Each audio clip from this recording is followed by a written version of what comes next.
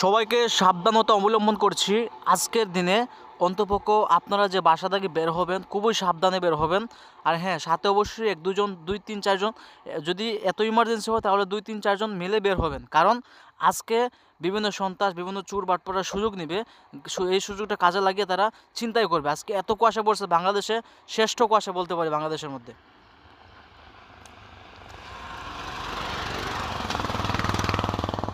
আমার জন্মের পর থেকে এত কুয়াশা দেখে নাই আমাদের দেশে। আমাদের সেই বাংলাদেশ শ্রীমঙ্গলে, আমাদের বাংলাদেশ শ্রীমঙ্গলে আজকে এত কুয়াশা পড়ছে, মানে যা আমার জীবনেও দেখি নাই। কিন্তু ইউরোপ কান্ট্রিতে জানি এরকম কুয়াশা বা ওই যে বৃষ্টি পড়ে, শিলাবৃষ্টি, কিন্তু বাংলাদেশে এরকম কখনোই দেখি নাই। আমি আমার ফার্স্ট টাইম দেখছি আমার জন্ম পর থেকে। আমি বলতে গেলে আজকে দেখছি ফার্স্ট টাইম।